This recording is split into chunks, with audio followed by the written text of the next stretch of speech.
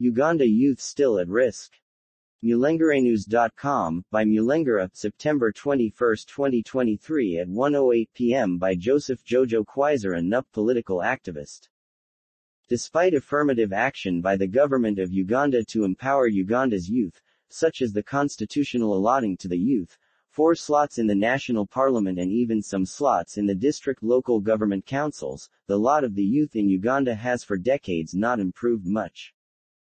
Uganda's youth are currently the most affected segment of the population in terms of vulnerability to unemployment, economic stagnation and poverty.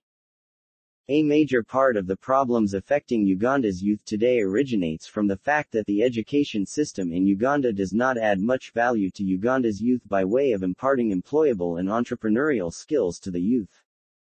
It is frustrating that emphasis is made on a rather archaic model of learning from the past 19th and 20th century in which young learners are taught to memorize irrelevant information that is utterly useless in equipping them in tackling the challenges of life. Irrelevant information which learners are then asked to reproduce in exams to prove their intelligence. I regret that I, like many others in Uganda today, are lifelong victims of these bogus system of education. Of what use is it in facing life challenges to memorize that the first European to walk at the source of the River Nile was John Speke? How will memorizing the capital cities of the countries of the world and their leaders be able to secure for me a job after high school? Wouldn't I rather learn about the available herbs in my community and the different diseases they can prevent or heal so that I am at least informed and equipped on the principles and practices of local preventive health care? Wouldn't I rather spend some time doing community work, improving community access roads and clean water sources like wells?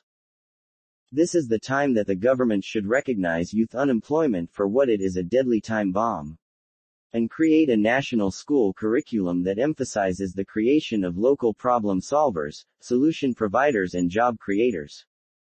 And so create a skillful and productive youth workforce who are able to add value to the economy, to the country and to its people.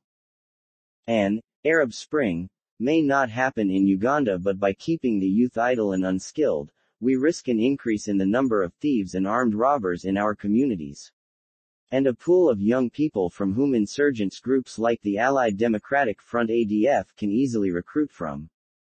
In sum, the government should help equip young people by prioritizing technical and vocational education and training.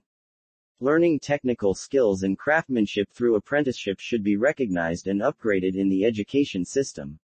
It should be studies at certificate, diploma, degree, master's and PhD levels. Essentially, more than 12% of the national budget should be allocated into technical and vocational training sector annually, if we are interested in empowering our young people.